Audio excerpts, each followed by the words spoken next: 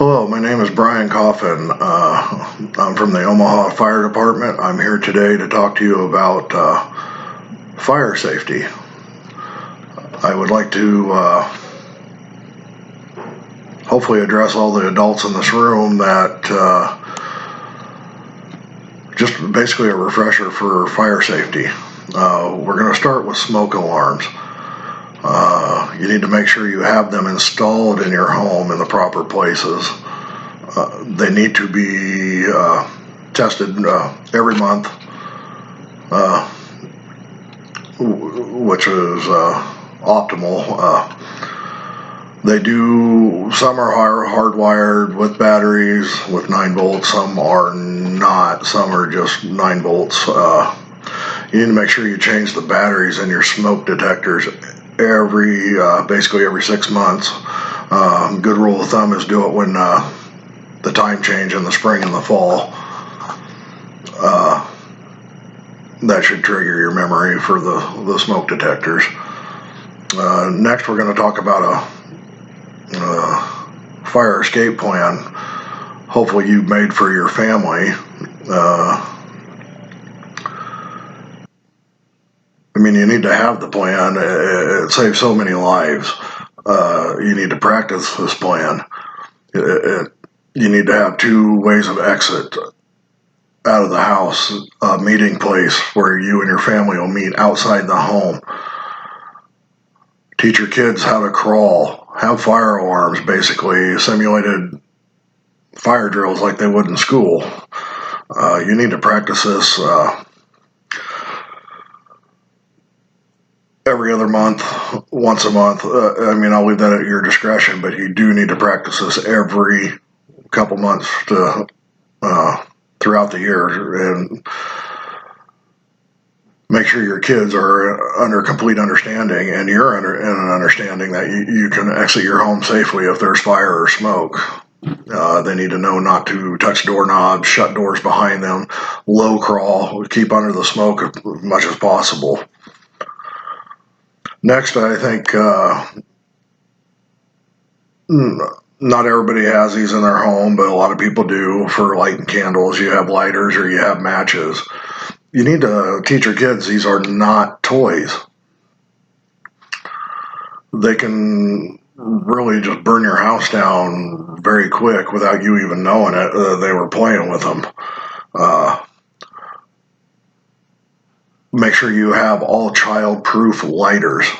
I know that's impossible with matches, but you need to make sure they're child-proof because they have to be able to do certain things to get it to light. Next, I'm going to talk about the carbon monoxide detectors, which kind of go hand in hand with smoke detectors, especially when changing the batteries in them. They need to, every 6 months or the time changes for the year, make sure they work.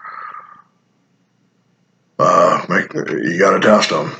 So they pick up more carbon monoxide in your house, and make sure you're not going to get sick or hurt by these.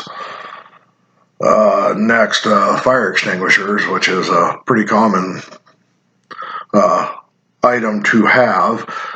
I believe every household should have these. At a minimum, I would think you need to have 2, one in the garage and one in your kitchen. Excuse me. You need to know how to use these by pulling the pin, squeeze, aiming at the base of the flame to put out the fire.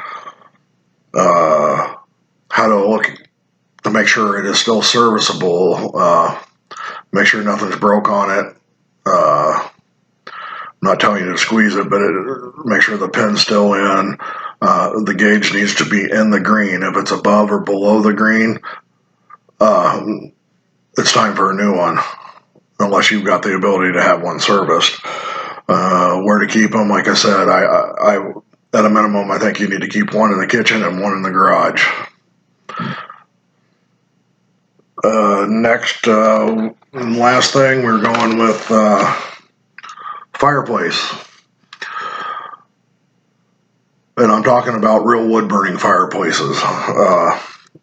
one thing you should never do is leave it unattended, or leave the room with small children staying in the room because they might want to play in the fire.